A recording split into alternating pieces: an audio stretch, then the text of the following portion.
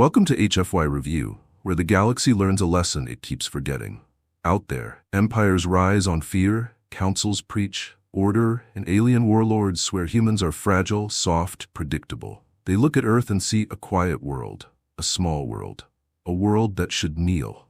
But they never ask the right question. Not are humans strong, not are humans advanced. The only question that matters is, what happens when you push them too far? Because humans don't always roar. Sometimes they go silent. They remember, they build, they wait. And then, one day, a signal hits the stars. A fleet appears where no fleet should exist, and an entire civilization realizes the nightmare wasn't the monster under the bed. It was the one holding the bed frame. This is HFY Review, the most cinematic, brutal, and heart-pounding human-first sci-fi stories on YouTube. Now buckle in. The galaxy's about to meet us. In the war nursery of Carviriel, hatred was not taught with words. It was poured like molten metal into the bones. The chamber lay deep beneath the obsidian capital, carved from bedrock smoothed by dragon claws over centuries. Walls of living crystal showed shifting constellations, slowly rotating in the dark.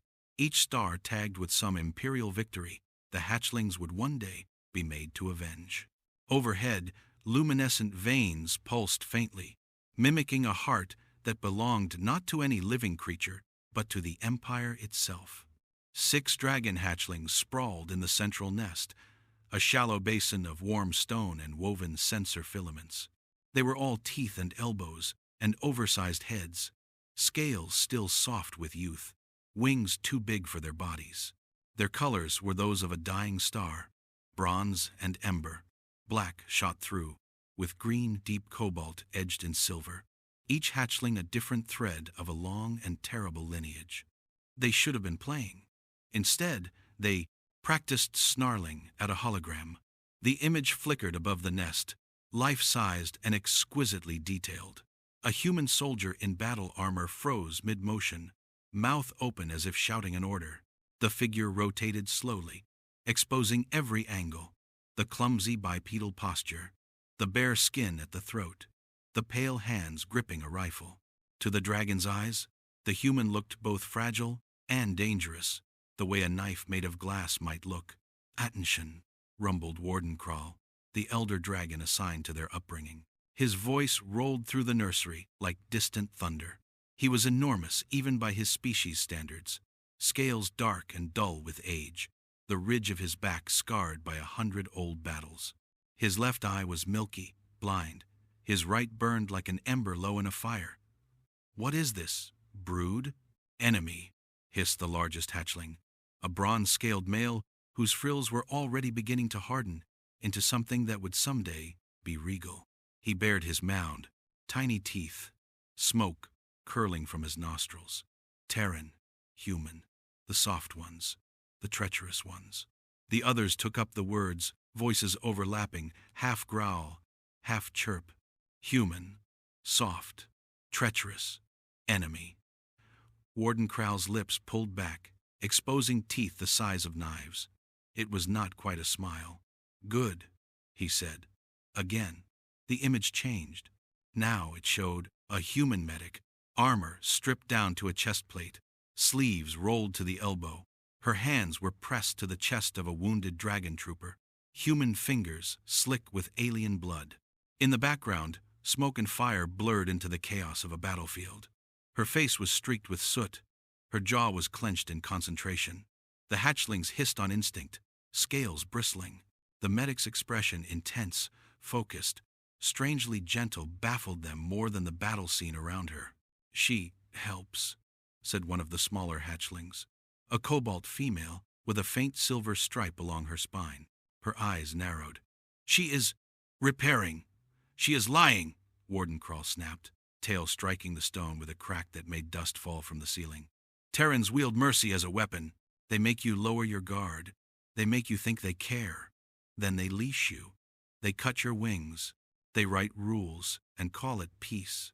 He stepped into the nest, his massive shadow swallowing half the hologram. The hatchlings pressed themselves against the warm stone, thrumming faintly with the instinctive urge to obey. "In the last war, humans refused to burn when we burned them," he said. "Bitterness, etched into every syllable. They refused to kneel when we scorched their worlds. They bargained instead. They made treaties. They treated our wounded. They fed our prisoners. They ended our expansion without even spilling enough of our blood to make a ballad. That is not honor. That is theft. The bronze hatchling's frills flared. They stole our war, he growled, not fully understanding, but absorbing the emotion like heat. Yes, Warden Krall said softly.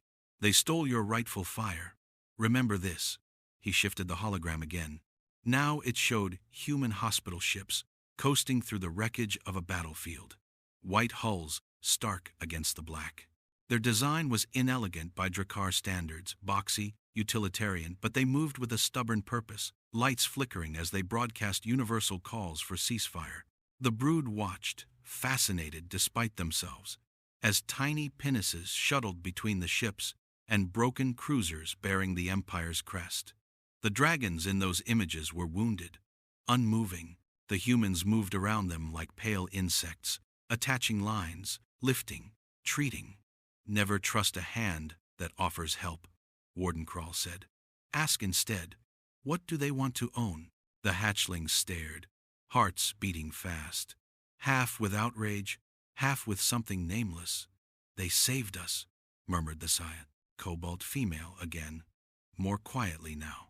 They saved you to say they could, Warden Krall said, to control the story, to say, look, we are kinder than our enemies, to make your emperor look cruel in comparison when he uses fire instead of bandages. The bronze hatchling shook himself, as if throwing off some clinging cobweb. Then we will hate them, he declared, voice high but fierce. We will never forget. Warden Krall leaned down until his massive head was level with theirs. Say it, he commanded. Never trust the Terran, the brood chanted. Never trust soft hands. Never trust human mercy. He listened until the words settled into the air and then into their bones. Only then did he extinguish the hologram with a flick of his claw. The nursery dimmed. In the sudden quiet, the smallest of the six, a runt with a pale, smoky hide and one frill slightly shorter than the other, let out a small, uncertain noise. What if one is different? It asked. What if one doesn't lie? The other hatchlings hissed, scandalized. The bronze male's tail lashed. The cobalt female snapped at the runt's ear. Not hard enough to break skin, but hard enough to sting. Warden Krall stared at the little dragon for a long moment. Then that one will die first, he said at last, voice like cooling iron. Because the Empire cannot afford to guess. He stepped back, leaving the brood to curl around one another in the warmth of the nest. Above them, the constellations shifted slowly, marking the passage of an artificial day. The hatchlings closed their eyes one by one, their dreams full of fire and faceless enemies, human silhouettes standing in front of them like shadows they would never forgive. Far above the nursery, in orbit, Terran hospital ships continued their patient circuits around war-scarred worlds, lighting the dark with colors that looked nothing like fire and everything like stubbornness. The brood did not know their names yet. They only knew one thing with the absolute certainty of youth. Humans were to be hated. Humans were to be resisted. Humans were never to be allowed near their hearts. It was, Warden Krall believed, a simple lesson. The galaxy, as always, had other ideas. The war on Valis III had ended, technically, 6 months ago. No one had informed the planet. The sky still wore the scars, long, dark contrails where ships had died, faint auroras where shields had failed and generators had spat their last. The ground was worse. Craters pocked the desert, some still rimmed with fused glass. Rusting wreckage lay half buried in the sand, like the bones of titans. Between these relics of glory, life tried to resume in the form of refugee camps and field hospitals, strung together by hope and stubborn logistics. Mara Ellen stepped out of the med tent into air that tasted of dust and antiseptic, and squinted up at the twin suns. She had been on Valis III for 8 weeks, had slept properly on perhaps 3 of those nights. She wore a faded Terran Medical Corps uniform, the once crisp emblem on her shoulder dulled by sweat, blood, and desert grit. Her hair was tied back in a haphazard knot. There were faint purple smudges beneath her eyes, the kind that you only earned by dragging lives back from the edge until your body forgot what off-duty meant. The camp sprawled around her, rows of prefabricated shelters, water tanks, power generators that coughed and hummed. Various species moved through the corridors of canvas and plastic, their different shapes and colors all undercut by the same exhausted posture. The only constant sound was the low murmur of pain and the beeping of monitors. Behind her, inside the tent, someone coughed hard enough to rattle their ribs. "Drink," Mara called over her shoulder, not bothering to turn. "All of you. If your urine isn't clear, I'm putting every one of you on IV fluids and you will hate it." "Bossy," muttered Corin, the other senior medic on duty. "Alive," she corrected. "You're welcome." Her wrist comm vibrated against her skin, a sharp, insistent buzz. She tapped it with a knuckle. "Hail," came the voice of Major Idowu, the camp commander. "You near the eastern perimeter?" "Close enough," she said. "What did you break?" "Nothing on our side," he said. A Dominion refugee shuttle came down hard in Sector C Drakkar Hull signature. It bounced. "Half the wreckage is in the canyon. We're getting strange readings from the debris." "Radiation?" "Unknown biosigns," Idowu said. "Tiny, volatile, not matching any standard refugee profile. We've got Imperial liaison breathing down my neck and our own scanners arguing with each other. I need eyes on the ground that know the difference between urgent and dramatic." "You flatter me," she said dryly, already pivoting toward the armory crate for her field kit. "I live in fear of your incident reports," he replied. "You're with Lieutenant Corin and 2 security. No heroics. If the wreck is hot, you triage yourselves first. Understood?" "Under protest, yes," she said. She grabbed her bag off a crate-patched canvas, familiar weight, and checked its contents by touch. Bandages, trauma foam, portable scanner, emergency thermal blankets, a couple of protein bars she kept forgetting to eat. Corin intercepted her at the tent flap, pulling on a sand mask.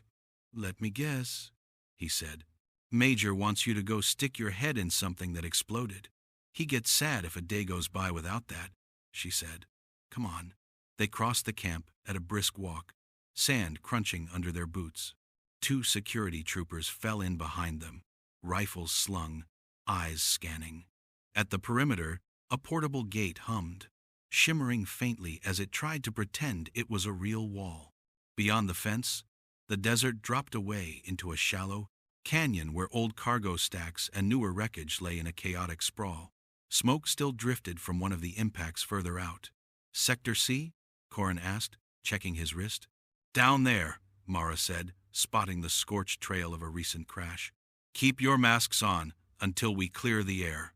They slid down the sandy slope, rocks shifting under their feet. Heat radiated from the broken hull of the shuttle ahead, the air shimmering with it. The ship had dug a long furrow in the ground before coming to rest half on its side. One wing crumpled like tinfoil. "Smells like a hangover," Corin muttered, squinting through the smoke. Mara's scanner chirped at her hip. She pulled it free and swept it in a slow arc. "Residual fuel, some nasty particulates, but survivable if we don't inhale like idiots," she said. "Biosigns." The display flickered.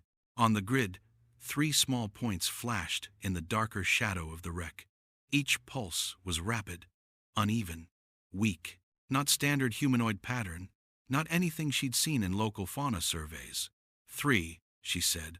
Low mass, elevated temperature. They're either very sick or very wrong.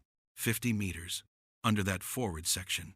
Security moved ahead, clearing twisted metal with the practiced impatience of people who had learned that time and danger were often the same thing. Mara ducked under a spar, careful not to brush the still glowing edges. The interior of the shuttle was a mess.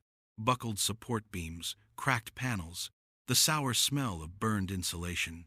A few Dominion corpses lay where they had been flung by the impact, claws still clutching restraints that had failed them. Corin knelt by the nearest body, checking for any trace of life. then shook his head once. All gone, he said quietly. Not all, Mara said. Her scanner's signals spiked as she moved toward the back of the cabin. There, wedged behind a collapsed bulkhead and half buried in debris, was a pod. It was not Dominion design. It was smoother, more organic, its surface a seamless shell of pale material, etched with faint, glowing sigils. A hairline crack ran along one side, leaking a slow trickle of warm vapor into the cooler air of the wreck. Her breath caught. "Oh," she said softly. "Oh, that's new. Please tell me that's a coffee machine," Corin said. "Bio-incubator," she said. "Dragon make. High-end. This shouldn't be on a refugee shuttle." She pressed her gloved hand to the pod. It was hot. Her scanner beeped frantically. Inside, something scraped weakly. Corin's eyes widened behind his goggles. "Please tell me you're not about to open that. Would you like to explain to the Imperial liaison that we left unknown neonates in a cracked pod to cook because we were nervous?" she asked. "I'll watch." "You're terrifying," he said. "Fine. But if I die, I'm haunting your coffee." Together they cleared the debris, blocking the hatch. The mechanism, damaged in the crash, resisted at first, then gave way with a soft hiss. The lid lifted, releasing a wash of air that smelled of minerals, blood, and something sharp and electric. Inside the pod lay 3 dragon hatchlings.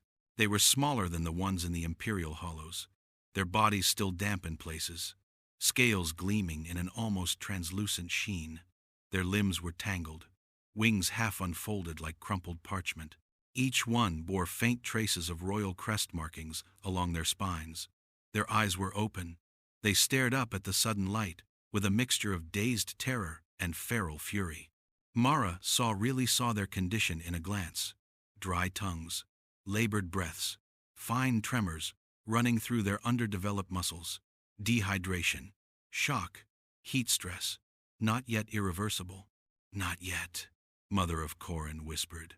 The largest hatchling, bronze with darker mottling along its jawline, let out a hoarse hiss.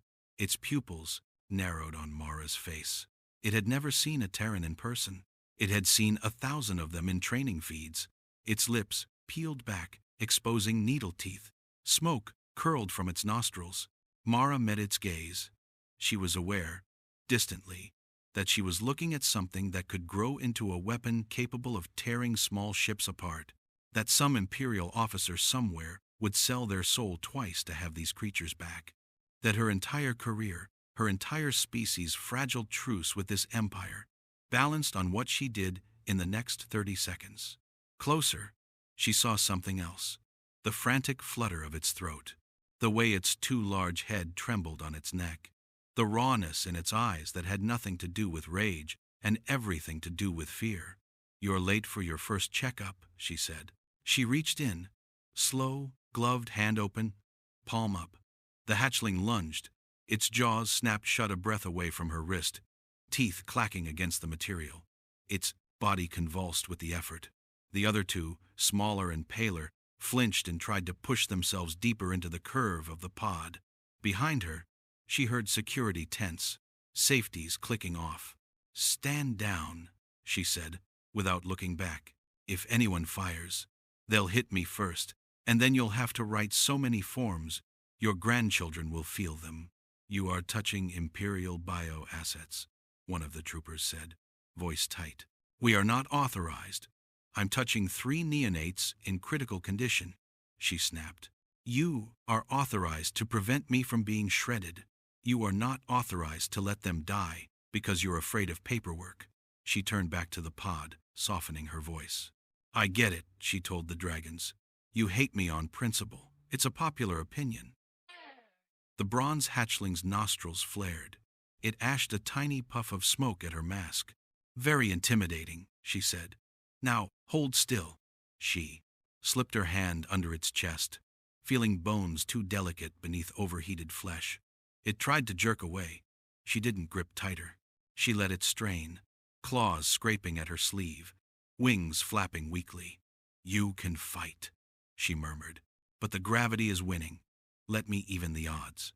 Something in her tone, Or perhaps the simple exhaustion of its small body made the hatchling's resistance falter. Its head sagged against her wrist for a heartbeat. She took the opportunity to ease it out of the pod, cradling it against her chest. It was heavier than it looked. Heat soaked through her uniform. The second hatchling, cobalt-striped, tried to follow, then collapsed halfway. Limbs splayed. She scooped it up with her free arm, grunting a little. The third, the smallest, remained curled at the bottom of the pod, breath so shallow she had to stare to see its sides move.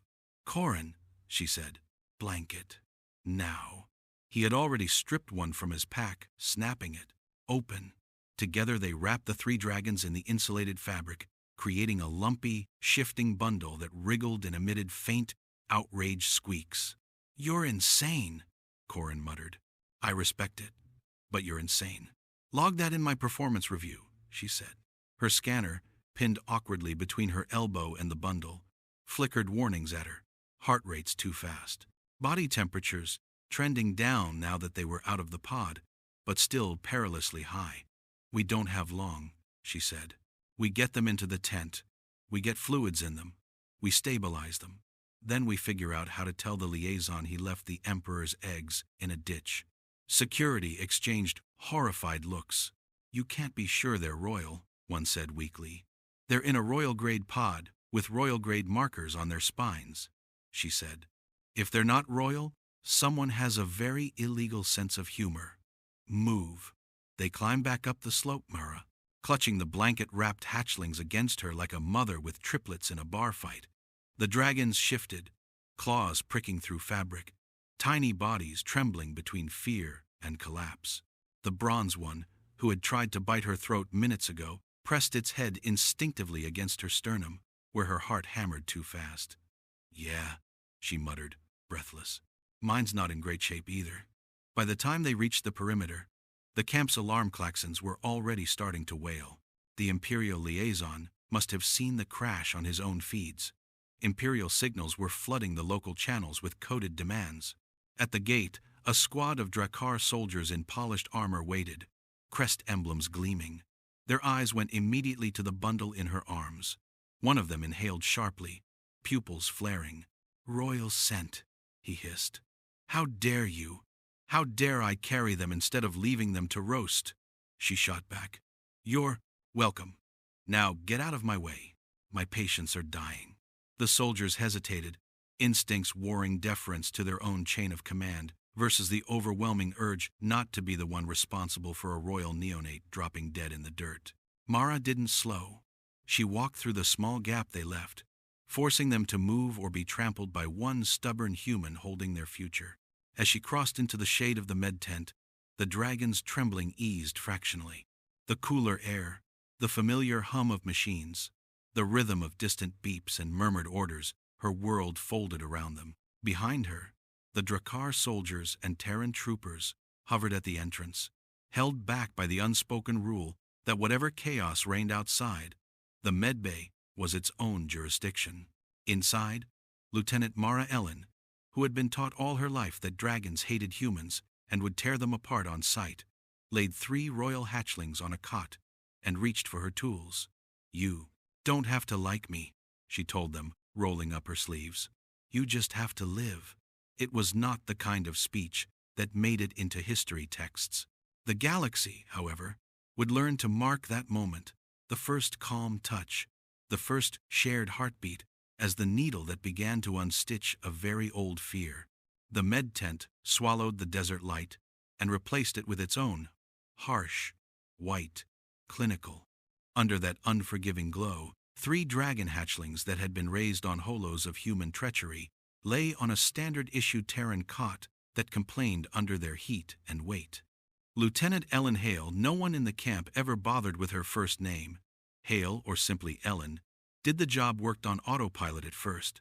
Triage brain, not politics brain. She slid a heat pad under the blanket bundle, fingers careful not to snag newly formed scales. The hatchlings hissed at the unfamiliar sensation, claws flexing, tails whipping weakly. Their bodies were still, too hot from the incubator pod. The pad wasn't for warmth, so much as preventing the kind of rapid cooling that shocked small systems into collapse. "Easy," Ellen murmured, more to their frantic nervous systems than to their ears. We're landing, not crashing. Corin hovered, ostensibly helping, but mostly trying not to stare at the way their eyes tracked every movement. You realize, he said under his breath, that if any of them sneezes plasma, this whole tent becomes a cautionary tale. If any of them sneezes plasma, that's a good sign, Ellen said. Means their glands work and they're not too dehydrated to waste water on theatrics. She opened a tray, grabbed a sterile syringe, hesitated, then set it aside. IV lines and uncooperative lizards with teeth the size of her little fingers felt like a terrible combination. Scanner, she said. Corin slapped it into her palm. She adjusted the settings, forcing the old unit to accept a new baseline. Imperial biology came with a stack of encrypted files the Terran Corps had been allowed to see only after too many peace treaties and too many war memorials. Ellen had read all of them on the transport over, the way other people read thrillers. The display flickered, then stabilized. Heart rates, high but holding, she muttered. Oxygen saturation low. That'll improve once we clear their airways. Body temps dropping from hell toward fever. We can work with this. The largest hatchling, the bronze male, let out a rasping sound that wanted to be a roar when it grew up. Ellen put a hand on his chest, feeling the frantic flutter of his heart against her palm. He froze. His pupils narrowed, fixing on her face. Her scent saturated the air this close. Human salt and recycled soap, iron from a healing cut on her wrist, the faint plastic tang of disposable gloves. To a hatchling nose trained on curated hatred, it should have been unbearable. Instead, layered beneath the unfamiliar, there was a pattern, the same smell that had been present in the canyon pod, steady and close, when water first touched a dry tongue. The scent that had surrounded him as he'd been lifted out of the wreck, pressed against a chest whose heartbeat thundered with terror and refusal to yield. Recognition flickered behind his eyes like a faulty spark. He snapped at her hand anyway. His jaws closed around the thick fabric of her glove, teeth dimpling but not piercing. Ellen did not jerk away. She let him clamp down, meeting his gaze steadily. Yeah, she said calmly. We're both having a bad day. He held on, tremors running through his jaw. Then, as his exhausted muscles failed him, his bite loosened. He let go with an annoyed huff, as if realizing that human stubbornness had worse taste than he'd expected. Ellen used the moment to slip the oxygen mask she'd jury-rigged, originally designed for feline patients, over his snout. He jerked once, but the first trickle of cool, enriched air touched his lungs and survival instincts overruled pride. The second hatchling, Cobalt with the silver spinal stripe, watched this betrayal of principle with offended fascination.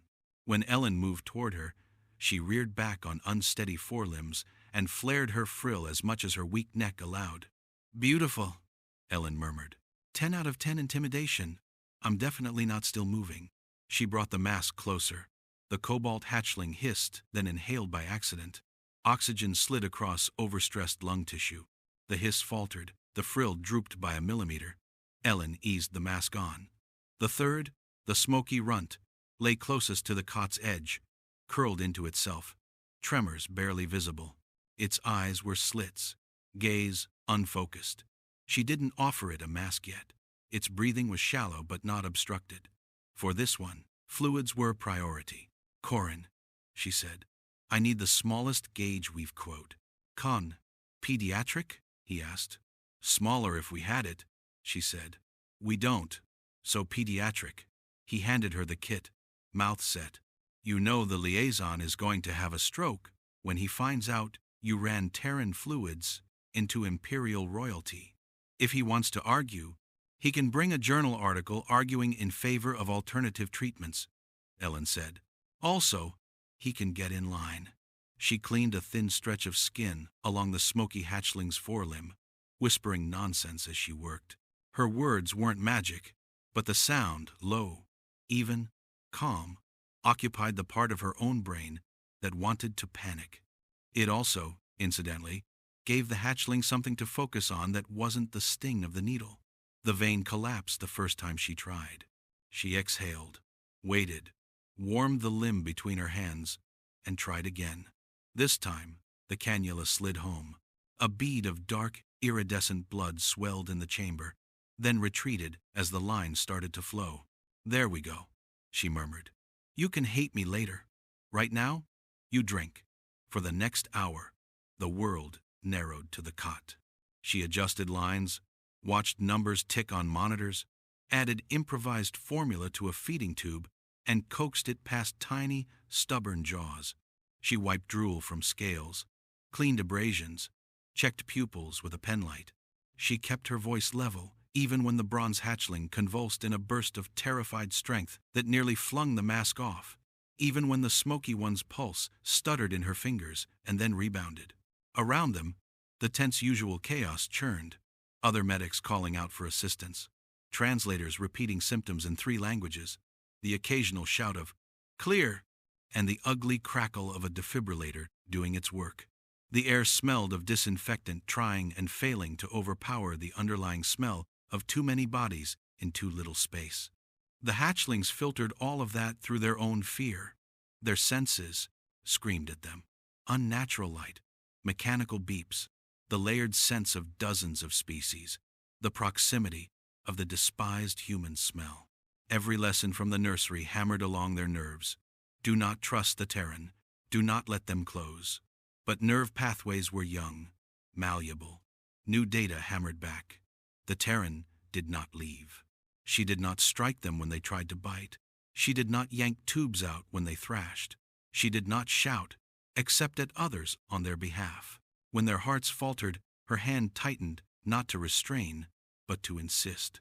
When they sagged, her voice threaded through the noise and anchored them like gravity.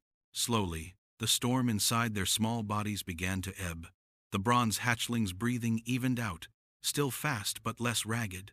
The cobalt one's tail stopped lashing and began, grudgingly, to curl. The smoky runt's tremors reduced to occasional shivers that matched the rhythm of the fluids dripping into its veins. Night fell outside the tent, though the hatchlings didn't see it. The desert's temperature dropped like a stone thrown into deep water. The generators hummed harder. Somewhere in the camp, wind picked up, rattling the tent's frame, making the lights flicker. Ellen set a hand flat on the cot as the floor vibrated. "Storm's back," she muttered. "Of course it is," a medic at the neighboring station grumbled. "Power grids don't like sandblasting." Who knew? The first gust hit like a physical blow. The tent's fabric snapped. The lights dimmed, surged, then cut out completely. Darkness slammed down, dense and immediate. The tent went quiet for one fractured heartbeat. Then the emergency lanterns kicked in, bathing the space in a softer, amber glow. The machine switched to battery backup with a chorus of warning beeps. It was enough for the humans. For the hatchlings, whose world had already contracted to heat and sound and one repeating scent, the sudden change in pitch and brightness was a fresh attack. All 3 jerked as one. The bronze hatchling tore the mask off with a panicked rip, teeth bared.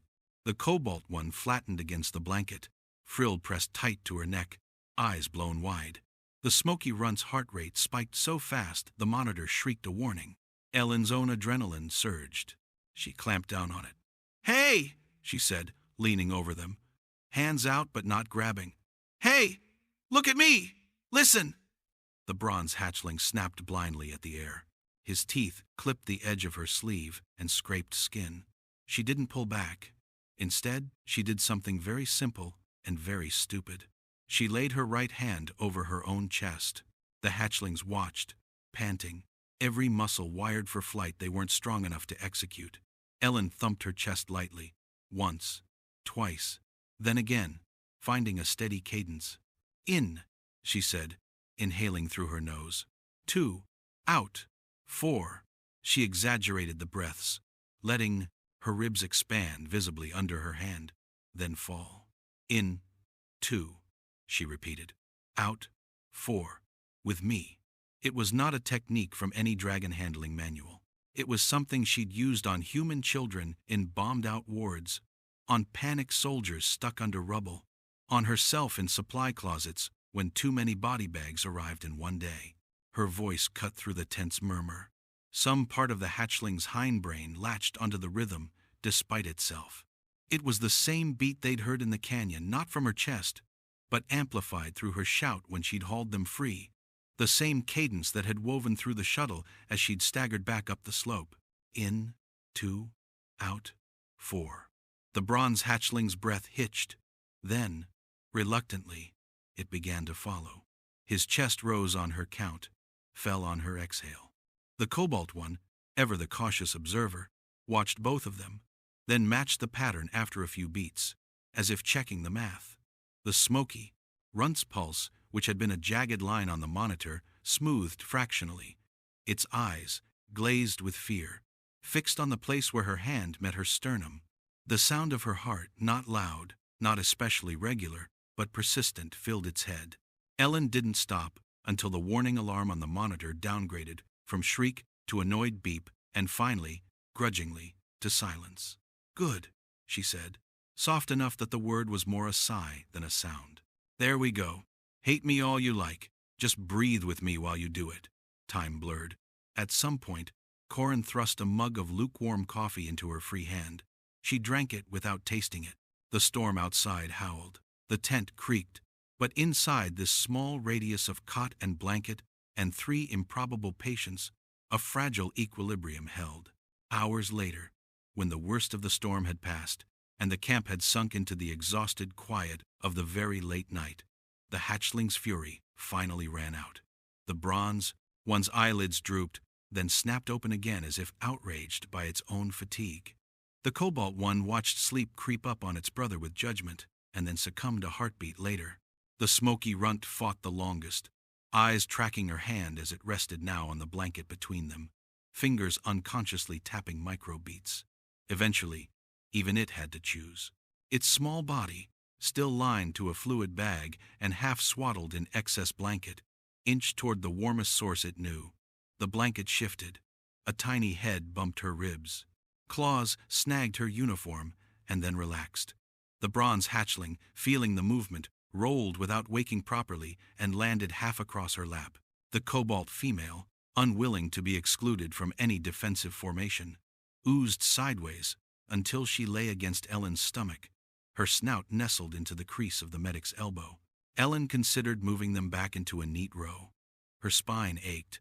Her legs were numb from hours of unnatural posture. But the moment she tried to slide her arm away, the smoky runt made a small, distressed sound, and the bronze clamped a foreclaw onto the fabric of her shirt, pinning her. She surrendered. Carefully, she shifted until her back met the wall of the tent. Her legs stretched along the cot's edge, creating more of a lap.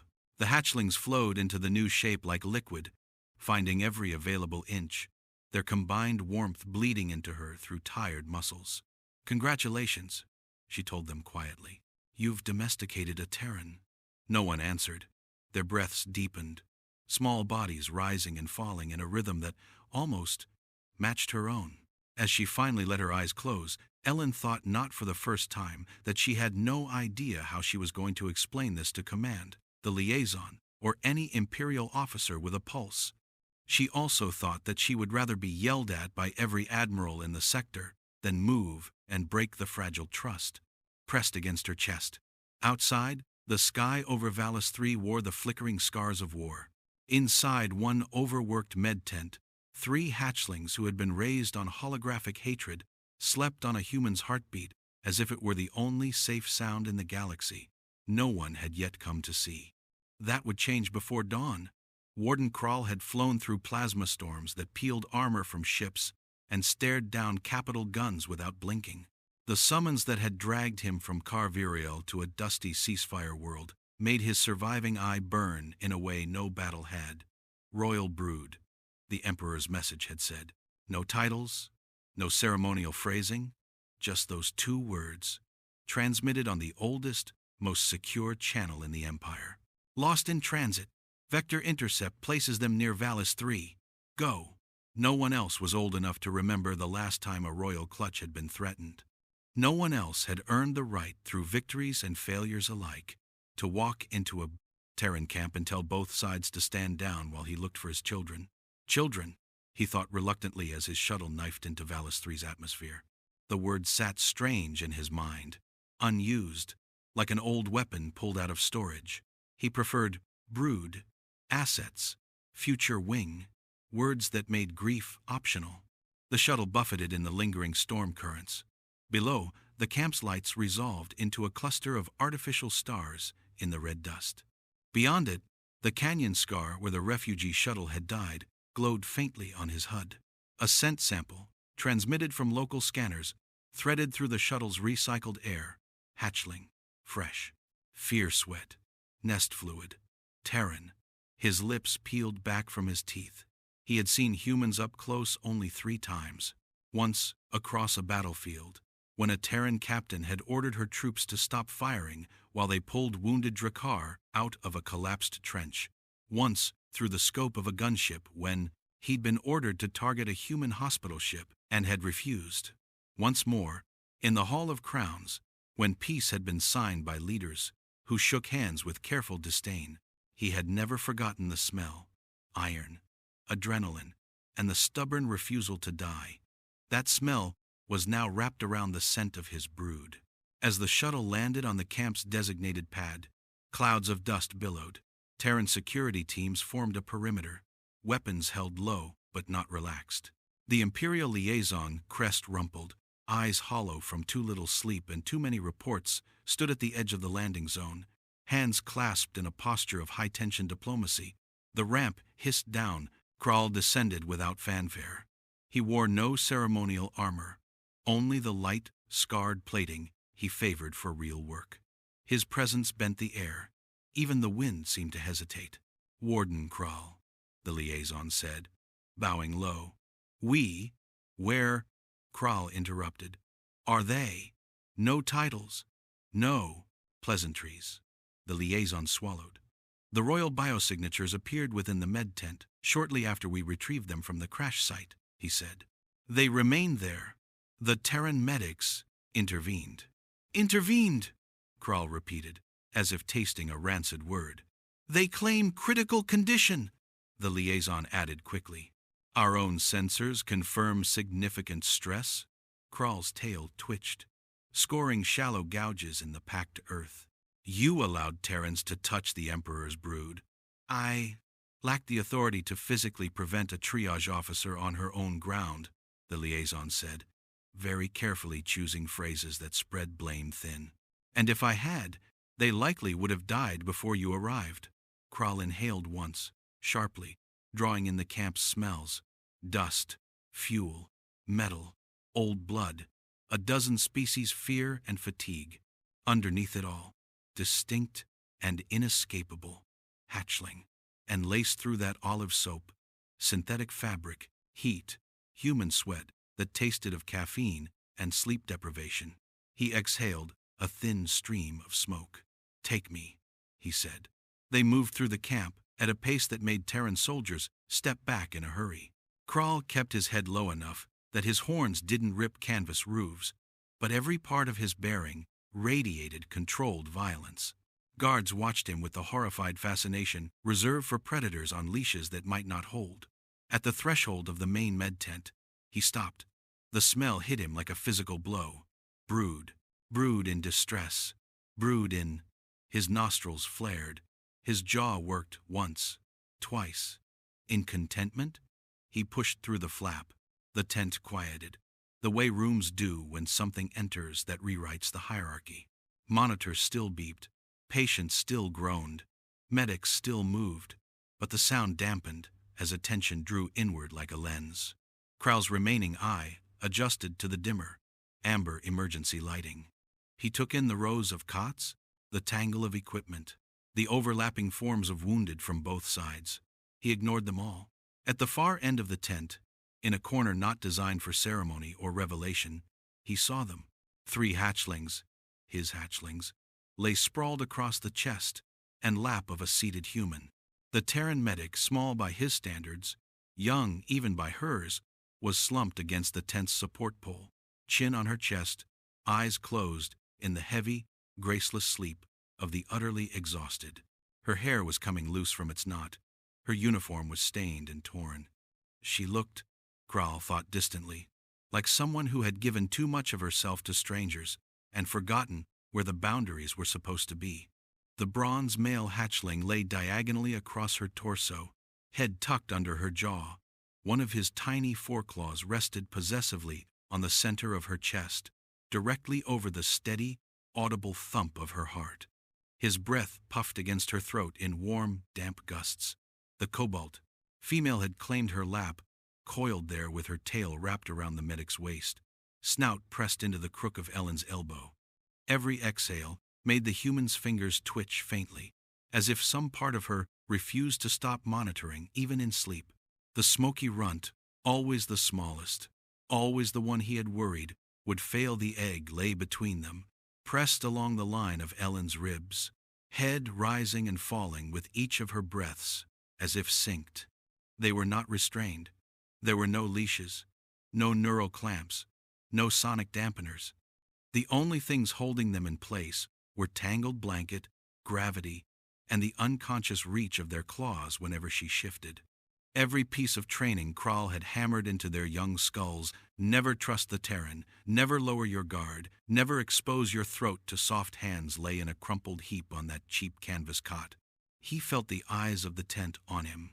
Terran medics poised to throw themselves in front of their patients, Imperial guards ready to lunge if he so much as growled, the liaison holding his breath so hard Kral could hear cartilage creak. For a moment, no one moved.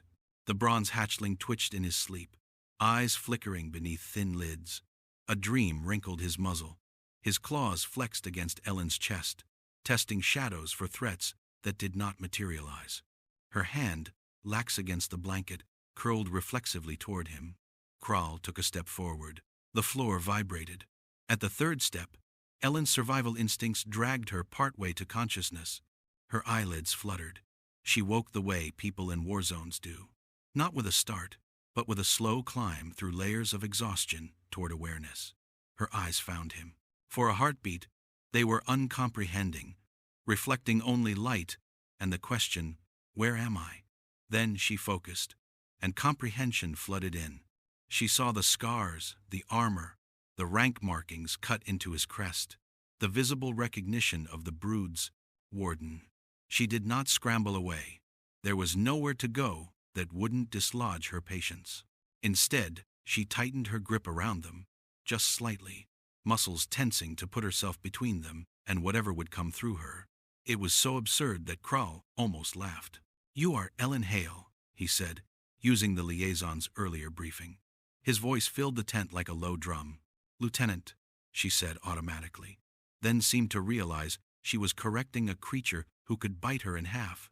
"Yes, sir. You have something of mine," he said. "Three somethings," she said hoarsely, then winced at her own mouth. "They were dying when we found them. They're less dying now." He could smell the truth in that.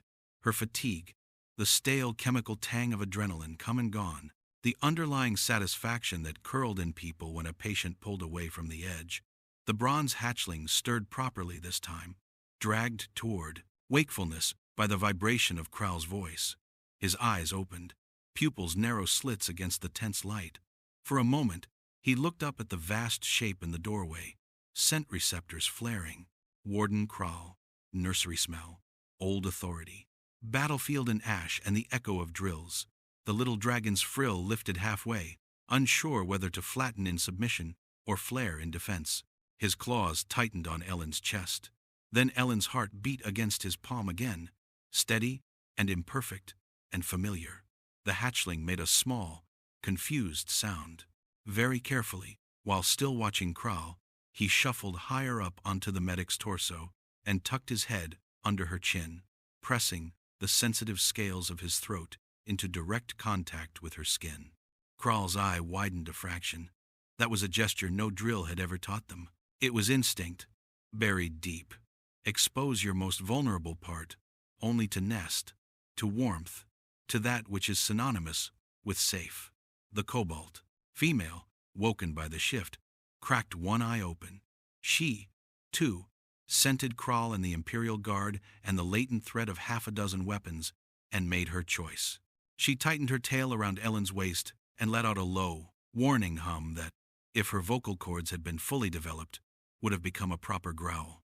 The smoky runt woke last, as always. Its eyes opened slowly. It looked from Kral to Ellen, then back again. It did not move from its position along her ribs. If anything, it pressed closer, as if to say, "Whoever you are, I have already picked my gravity well." The tent had gone silent enough that Kral could hear the faint, whining struggle of one of the portable generators outside. "They were raised to hate you," he said slowly, the words directed to Ellen but pitched for everyone. "I saw to it myself. Holos, drills, stories. I put Terran faces in their dreams, so that they would never hesitate when told to burn you." Ellen swallowed. "You did a thorough job," she said. "You were almost their last memory." Discomfort flickered along his spine, a sensation he did not often entertain. "And yet," he continued, here we are, she echoed. Her voice was steadying now, the initial shock giving way to something wry. "If it helps, they hated me at first. We reached an agreement. They breathe. I ignore the fact that my lap has been annexed by a foreign power." "Why did you not surrender them to our troops immediately?"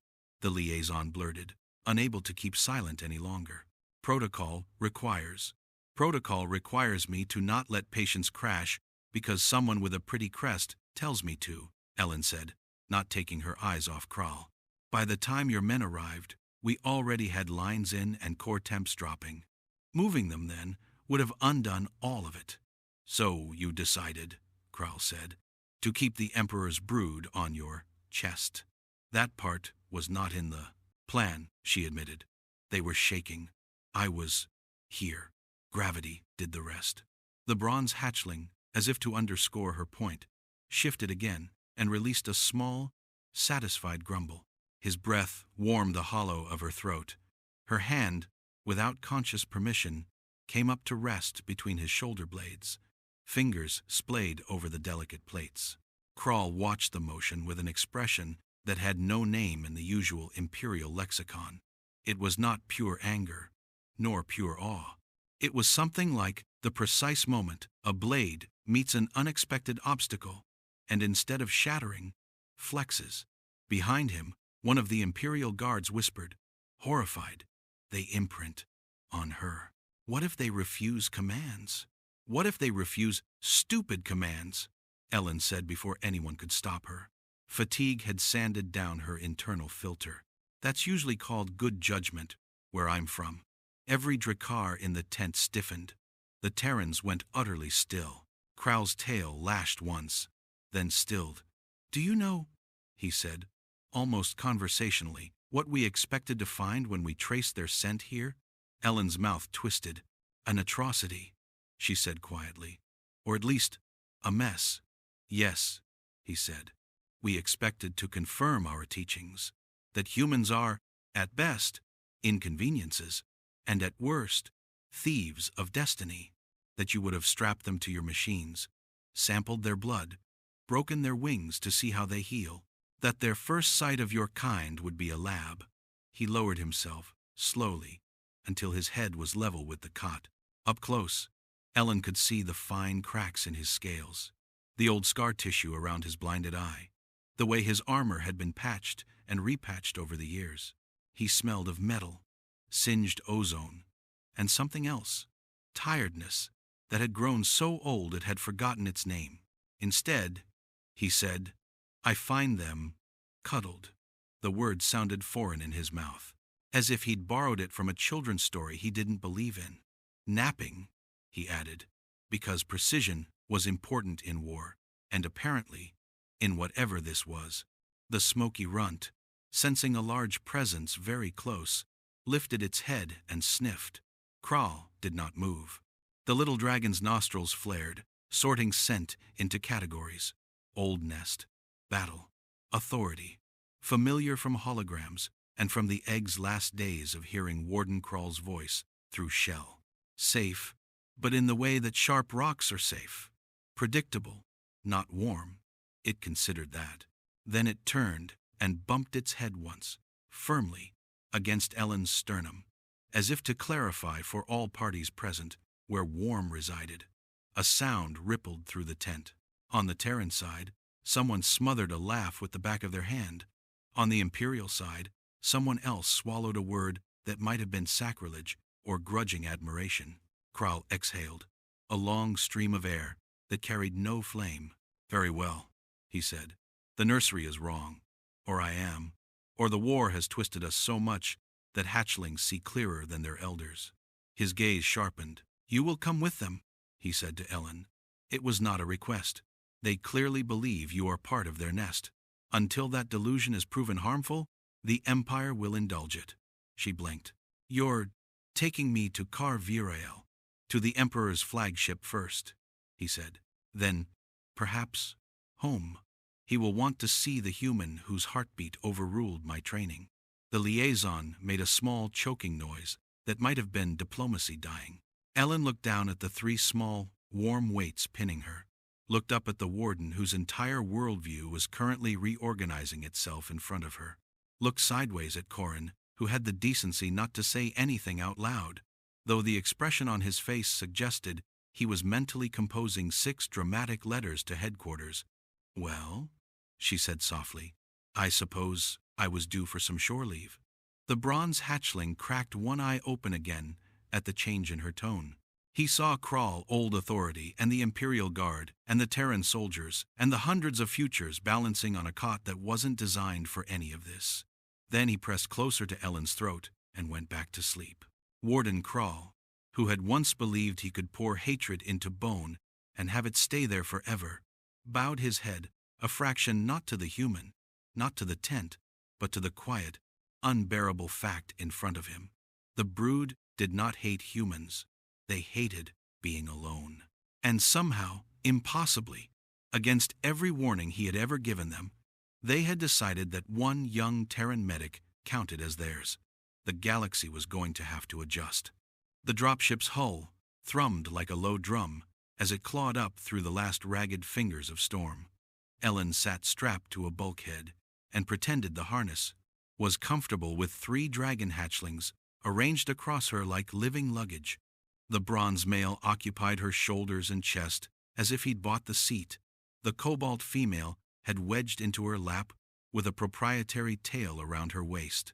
The smoky runt lay diagonally across both, nose pressed into the seam of her jacket as if scent alone could guarantee survival. Opposite, Warden Kral looked carved from meteor iron, the kind of stillness only predators achieve. The Imperial troopers around him wore the expression of professionals trying not to stare at a miracle in case it demanded paperwork. The ramp yawned open into the belly of the Emperor's flagship, and the air changed from desert dust to something cool and mineral-scented. The ship's architecture, grown as much as forged, flowed around them in rippling ribs of dark alloy. Drones drifted like curious fish, lenses irising wider as they registered 3 very small, very illegal facts arranged on a human. "Keep your pace," Kral said quietly, as if to both Ellen and fate. "If they think we're uncertain, they will try to make us prove otherwise." "Who's they?" Ellen asked. "The ship, the court, old habits," he said. "You will meet all 3 at once." They did abruptly. The corridor opened into a chamber that was neither throne room nor lab, and somehow both. A shallow, circular basin, surrounded by tiers of armor and silk. At its far edge stood Vrintor, Emperor of the Drakkar, wearing the ship's shadow like a cloak. He did not bother with a crown. Gravity did that for him. He did not speak first. He inhaled, slow, tasting the air like a truth he intended to cross-examine. The hatchlings felt the scent of their line roll over them, iron, starlight, a memory of shell and heat. First instinct said home. Second instinct said be small. Third instinct, newest and loudest, said find the heartbeat. The bronze male chuffed, indecisive, and then tucked himself tighter into Ellen's collarbone. A murmur rippled through the tiers. Vrinter's eyes, molten amber lit from within, flicked to Kral, then to Ellen, then to the tiny white claws kneading the fabric over a Terran sternum. "You carry my line," he said at last. voice low enough to make instruments check their calibration. "I'm a medic," Ellen answered, because truth was easier to keep track of than strategy. They were crashing. Technicians approached with tools that glowed and hummed with the confidence of tradition. Kral's crest twitched. Ellen saw something like regret pass through the Emperor's posture, then harden into resolve. With a small turn of his wrist, Vrintor sent the devices away. "Not leashes," he said, almost to himself. "Not today." A hiss snapped through the chamber as a side door irised open. A robed advisor glided in, flanked by guards with clean rifles and cleaner consciences. "Sire," the advisor began smoothly, "Terran proximity at this stage will contam." He never finished the sentence. The floor under them boomed one sound out of time, with the ship's engines, and the lights stuttered. A harsh, cold warning note vibrated the air. Somewhere along the outer ring, a section of hull tried to become a door the hard way. "Boarders," Kral said, already moving. "Close ranks." The Guardians surged to the breach. A squad of sleek, matte figures in outsider armor poured through the forced seam, blades hot and quiet. They weren't pirates. They moved like a cult, precise and fervent, one zeal only. No human hands on royal blood. "Keep down," someone hissed at Ellen as a blast shield unrolled from the ceiling. She crouched instinctively, but the hatchlings did not cooperate with hiding. The cobalt female hissed, frill spreading. The runt stiffened against Ellen's ribs, and the bronze, who had been born for 1,000 glorious choices that were still years away, made a small, furious sound that would one day be a battle cry. He didn't leap. He pressed, shoving his snout harder into the hollow of Ellen's throat, as if to nail his definition of safe to the moment. Kral hit the line of intruders like a story told to frighten steel. 2 fell before they saw what had moved. A third raised a blade toward the basin, toward the Terran, and the bundle in her arms, and got as far as a step. Ellen's world tunneled. She didn't have a weapon. She had a trauma kit and bad habits. She snapped a canister of seal foam off her belt, thumbed the safety, and flung herself sideways between tiers, driving the nozzle into the intruder's visor and flooding it with expanding polymer. The figure convulsed, blinded, stumbled backward into Kral's waiting claw, and ceased to be a problem. "Terran improvisation," the praetor muttered somewhere behind Vrintor, equal parts horrified and impressed. Another boarder darted, low and clever, toward Ellen's unguarded flank. The cobalt, hatchling moved first, pure reflex. No training, lashing her tail across his wrist. It wasn't strong. It was surprising. He flinched. Ellen slammed her shoulder into his knee and learned that some physics are universal. He fell. Imperial guards finished the math. Silence returned the way it always does after violence, in small, embarrassed steps. SEAL drones swarmed the rent hull with the competence of repentant surgeons. The intruder's gear, stripped and tagged, already looked like evidence instead of ideology. Vrintor hadn't moved from the edge of the basin. He had simply extended one hand, claws barely out, ready to be the last wall if all the others broke. Now he lowered it and studied Ellen as if she had just introduced a new verb to his language. "You understand," he said, calm as an indictment, "that you just taught my brood a lesson I did not plan." "That foam washes out," Ellen said, adrenaline still hammering. "Eventually, you showed them that humans do not merely stay," he continued, a hint of heat at the core of each word. "You stand. You interpose. You become part of the geometry between threat and small life." Ellen's breath hitched. She felt suddenly aware of every frayed thread on her sleeves. "I didn't think about it," she said. "I don't have a philosophy. I have patience." "Then we will steal your lack of philosophy," Vrintor said dryly. "Kral." The old warden stepped forward, talons clicking softly on grown metal. He looked almost abashed under the weight of what he'd seen. "Sire, write what she did. Write how she breathed for them. Write the part where she did not run," Vrintor said. "Teach it. Call it whatever makes soldiers listen." "Breath cadence protocol," the praetor offered, pen already moving. "Guardian stance. Human shield doctrine. No, that will play poorly. Call it common sense and write it in gold, Vrinter said. He faced Ellen, fully, and the court's temperature rose a degree. Lieutenant Ellen Hale of Terra, the brood has decided you belong in their radius. I am not fool enough to argue with mathematics that saves me wars. By imperial decree, you are keeper of the royal brood, until either party fires you. The tears reacted some relief, some disbelief, a few quiet, furious calculations being redone in real time. Kral's crest lowered half an inch in what, on any other face, would have been a smile. Ellen looked down. 3 small dragons blinked up at her, breathing in the same stuttering pattern she'd hammered into the storm and into their nerves.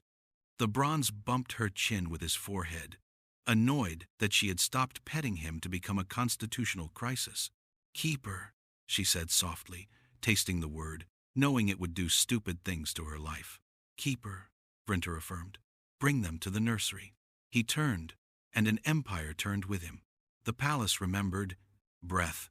It had smelled 3 tiny heartbeats once, and then the absence that followed. When the emperor returned at a measured walk with Kral at his shoulder, and a human in scuffed Medcorps boots carrying the future like a question, the nursery warmed by a fraction in archaic reflex. The star-glass basin lay where it had always been, an exquisite cradle tuned to the thermodynamics of dragon neonates and the vanity of a court.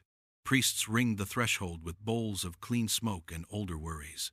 Engineers hunched over consoles, frowning at readings that meant nothing to their models and everything to 3 small bodies. Place them, Vrinter said. Ellen knelt and unwound the thermal blanket. The hatchlings slid into the nest like drops of water, finding their level, scuffing tiny claws against the glass. Instinct tugged in 2 directions. Explore the geometry their bones remembered from egg days, and get back to the portable heartbeat that had become a definition. The bronze compromised. 1 foreclaw on the rim, the rest of him draped across Ellen's shin. The cobalt pretended to evaluate the heating array with grave academic interest, and then arranged her spine along the exact line where nest warmth and Ellen warmth met. The smoky runt circled twice and collapsed with its nose pressed to her boot. Whispers hissed around the room. The high priest cleared his throat with the careful sorrow of a man about to say something he expected to be ornate and necessary. Sire, ritual requires the living, Vrinter said. Everything else is manners. Kral stepped up beside Ellen and, with solemn fussiness, set a stool where a throne would have been in older stories. He did not look at her as he did it. He looked at the hatchlings, and the new angle of his jaw said he had accepted several amendments to his soul. Lieutenant, he said, if you teach, I will learn. She blinked at him. Teach what? How you made. Their lungs choose rhythm over panic, he said gruffly.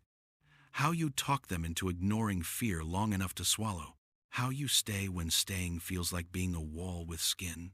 Ellen swallowed against the sudden, hot ache of being taken seriously by the scariest adult in the room. It's not complicated, she said, but it isn't easy. You can't fake it. Then we will not, Kral said simply. The court, unused to watching humility without an execution at the end, stood very still. Vrinter lifted 1 dragon at a time, with the exact slowness of someone who no longer trusts ceremony to tell him what to do. The bronze sniffed his palm and allowed it.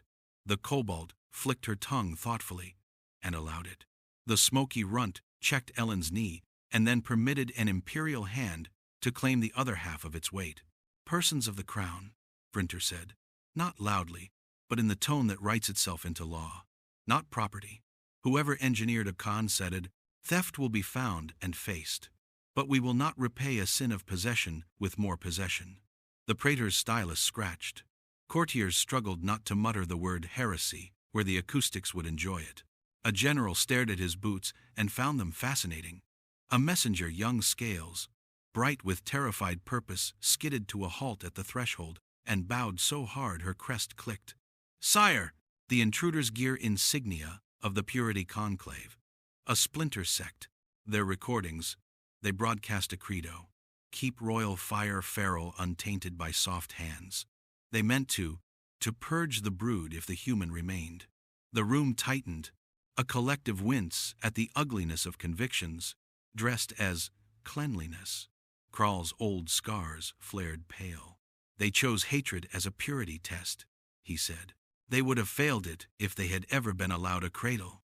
Then our answer is built, Vrintor said.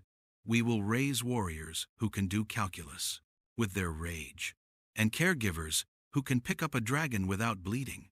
He turned to Ellen. Name it. The thing you want built, so this is not a miracle that dies when you sleep. Training, she said. The word easier this time. Cross-species neonatal core. Start here, then everywhere. Not leash tech, presence, hands, protocols that begin with breathe. People who can sit in a storm and bully a heart into cooperating. Put them in the chain of command so generals cannot ignore them when it's inconvenient. The Emperor laughed brief. Dangerous. Delighted. Keeper, he said. You have a talent for specific mutiny. Done. An aide fainted very quietly behind a pillar. No one checked on him. The hatchlings had found better things. The bronze discovered that the priest's tassels were exactly the right texture for chewing and set to work with scholarly focus. The cobalt, after investigating a diagnostic array with her tongue and disliking its taste, climbed the lip of the nest, kicked once, and coasted in an undignified 2-meter glide that had engineers spontaneously recalibrating calculations to include cute.